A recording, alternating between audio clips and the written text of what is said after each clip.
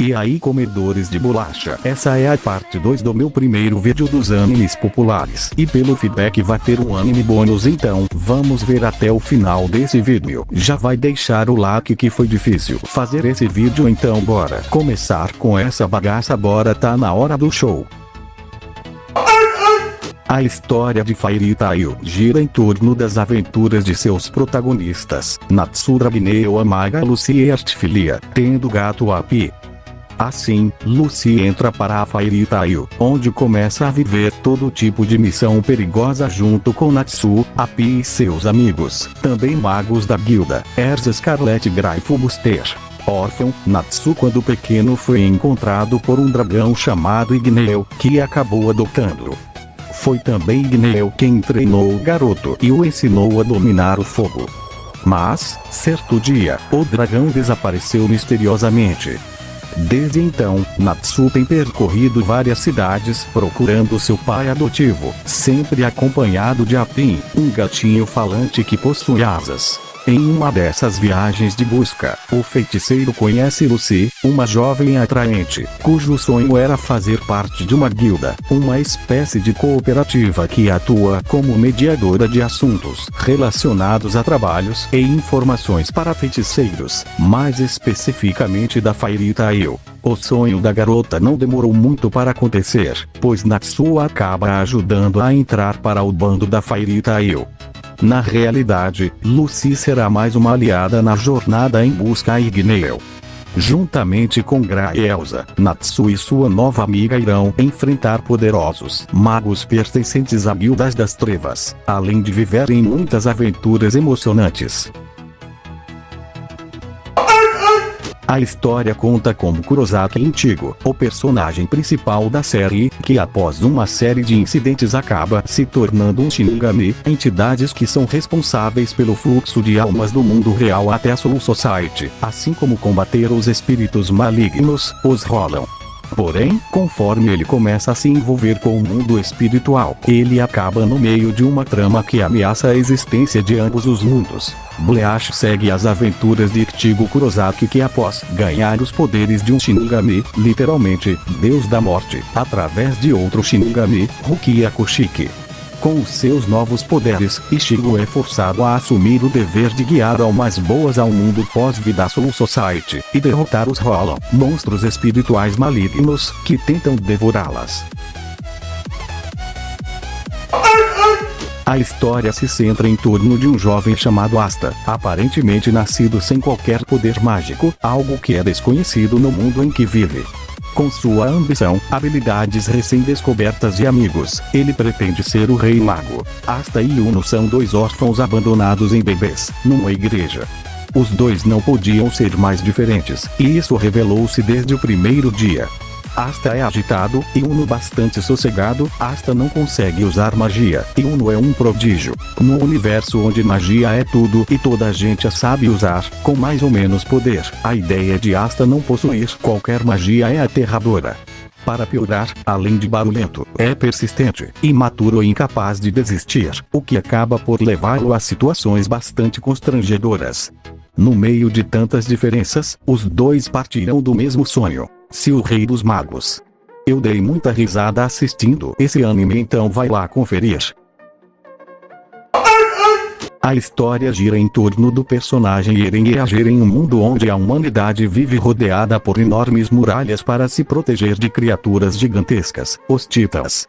A história narra a luta da humanidade para recuperar seu território e esclarecer os mistérios ligados ao aparecimento dos Titãs. Shingeki no Kyojin nunca deixou claro que tipo de evento levou à chegada dos Titãs. A história começa e eles simplesmente estão lá. Por isso os fãs ficaram com a dúvida sobre a origem dos bichos, e finalmente o mangá está abordando esse ponto, bem lentamente. Aos poucos o mistério vai se resolvendo e nós ficamos cada vez mais ansiosos.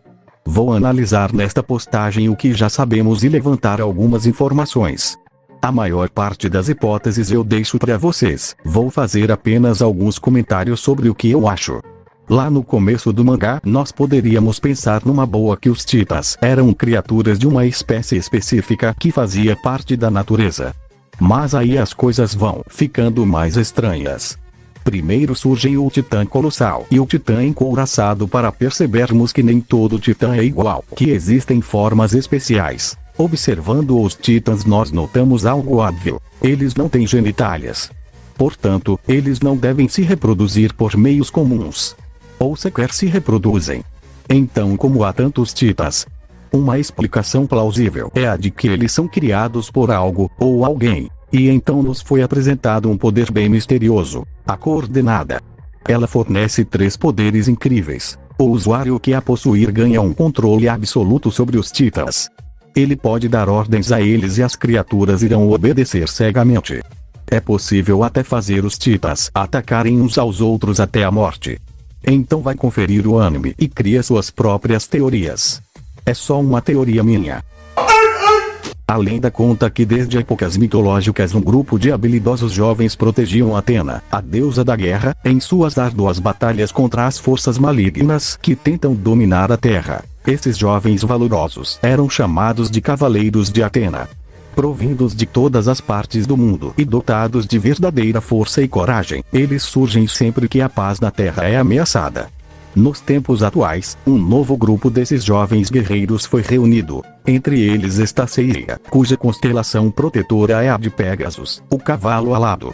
Após conseguir sua armadura sagrada no santuário de Atena, na Grécia, Seiya volta ao Japão para cobrar a promessa feita por Mitsumasa Kido, o falecido fundador da Fundação Graat, que anos atrás enviou várias crianças órfãs para diversas partes do mundo, de reencontrar sua irmã Seika caso conseguisse se tornar um cavaleiro de bronze. Porém, Mitsumasa faleceu, e agora é sua neta Saori quem recepciona o rapaz e lhe faz uma proposta. Se ele sagrar-se vencedor da Guerra Galáctica, um torneio entre os Cavaleiros de Bronze, disputando a sagrada armadura de ouro de Sagitário, ela não medirá esforços para ajudá-lo a rever sua irmã desaparecida. Mas o que eles não sabem é que a Guerra Galáctica servirá apenas de estopim para o início de uma dura jornada repleta de poderosos inimigos e deuses mitológicos malignos. Ao lado de seus leais amigos, Shun, Shiryu e Oga Ikki, Seiya terá pela frente os Cavaleiros de Negro, os Cavaleiros de Prata, os Cavaleiros de Ouro, Poseidon e seus generais marinas e, o último e maior desafio, Hades e seu exército de espectros. Então comece a assistir o anime, porque tem muita porradaria.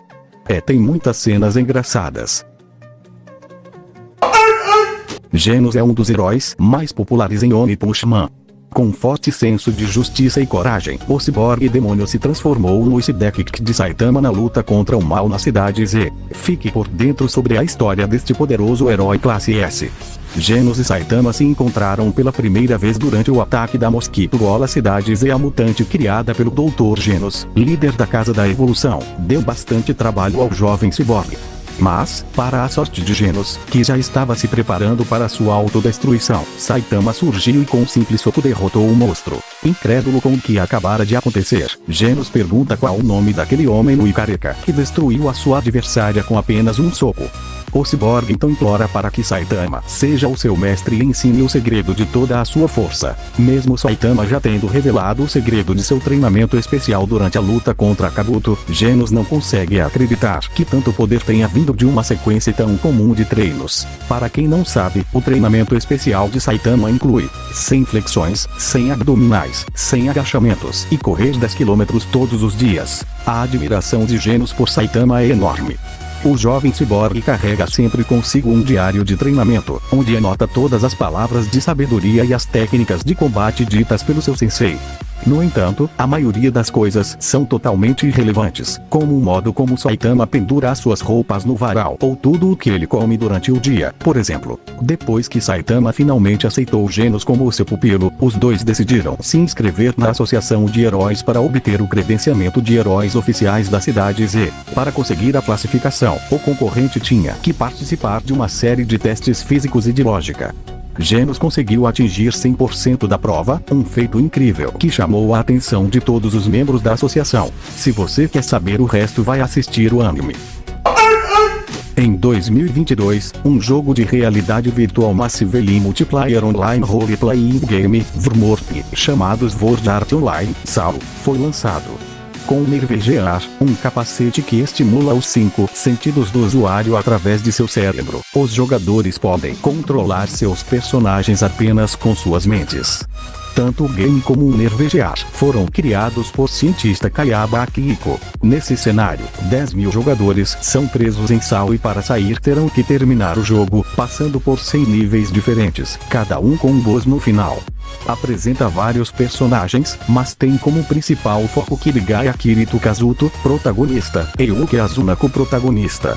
Você quer saber o resto da história? Vai assistir o anime. A história centra-se em Light Yagami, um estudante do ensino médio que descobre um caderno sobrenatural chamado Death Note, no qual pode matar pessoas se os nomes forem escritos nele enquanto o portador visualizar mentalmente o rosto de alguém que quer assassinar. Yagami Raito é um jovem estudante prodígio que leva uma vida considerada entediante ao seu ponto de vista. Isso muda quando ele encontra um estranho caderno com o título de Death Note no chão em um dia de 2003. No início, Raito imagina ser apenas uma brincadeira de mau gosto, mas, após testá-lo, começa a aplicar uma espécie de punição divina aos criminosos. Não demora para Raito descobrir que o caderno possui um dono, um Shinigami chamado Ryuko. Devido aos acontecimentos que se seguem, a polícia começa a suspeitar que alguém é responsável pelas mortes misteriosas dos criminosos. Então, a força policial começa a trabalhar em conjunto com ele, nomeado o melhor detetive do mundo. Raito, agora é intitulado de Kira por seus admiradores e pela imprensa, continua com seu objetivo de limpar o mundo, assassinando criminosos pelo Japão. Começa então um jogo de gato e rato entre ele e Raito para ver quem terá sua identidade exposta primeiro. Com a ajuda do FBI, ele coloca Raito como suspeito e o monitora através de 64 câmeras e microfones instalados em seu quarto. Light nota que está sendo espionado e faz planos inteligentes para continuar com os julgamentos. Sem nenhuma evidência e com as câmeras retiradas, ele ainda suspeita de Light e entra na mesma faculdade que ele com o nome falso de Yuga Hideki. Após revelar a verdadeira identidade para Raito, ele o convida para juntar-se à equipe de investigação com a intenção de continuar espionando-o. Se você não assiste seu anime, vai lá agora saber o resto da história e como termina. Eu sei que eu gostei do final. E você, será que vai gostar? Fala aí para mim. A grande história do Super 11 da escola Raidon começou há 40 anos, quando um time foi formado. Eles eram muito bons, nenhum time ganhava deles e aquele time era o Super 11 com o técnico avô de Endo, Daisuke Endo. Daisuke Endo era goleiro e como treinador do Super 11 ele ensinou a sua técnica especial, a mão fantasma, que defendia qualquer chute ao goleiro do time. Então num dia os Super 11 foram jogar contra um time novo chamado Instituto Imperial e sabotaram o carro que o Super 11 iam usar para chegar no estádio e o carro perdeu o controle e bateu. Os jogadores se arrastaram para chegar no estádio, mas houve uma ligação no estádio dizendo que os Super 11 não iriam vir e aí foi declarado que o Instituto foi campeão do campeonato. Com isso eles desistiram de jogar. Mas depois de 40 anos um garoto chamado Satoru Endo, neto de Daisuke, entrou na escola Raidon e começou a chamar gente pro time de futebol da escola. E tudo muda na escola Raidon. Então vai ver o anime e vai ver os jogos de futebol. Para quem gosta de futebol e tem muita ação, então vai ver o anime.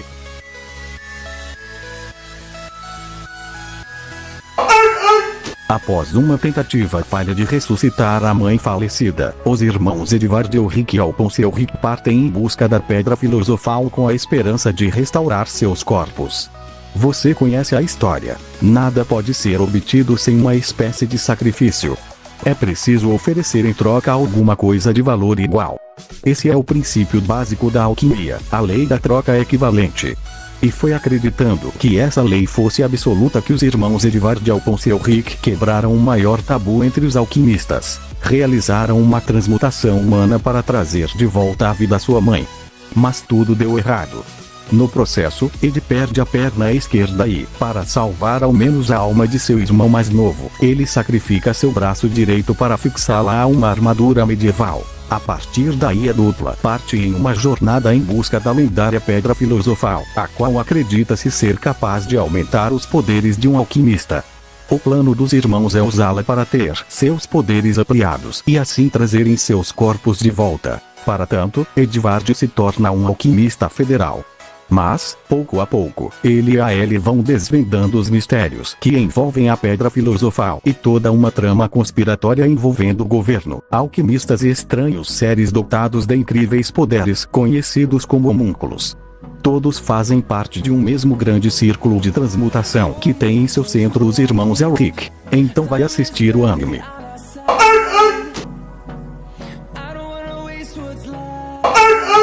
A série conta a história de Yuzuki Urameshi, um bad boy que morreu atropelado ao tentar salvar uma criança. Como seu ato foi inesperado por todos, principalmente pelo mundo espiritual, Yuzuki teve a chance de voltar a viver após fazer um teste para se tornar detetive espiritual. Após voltar, ele deve se dedicar a combater os demônios do mundo das trevas que por um acaso venham a se infiltrar no mundo dos homens. Os amigos de Yuzuki o acompanham em sua trajetória.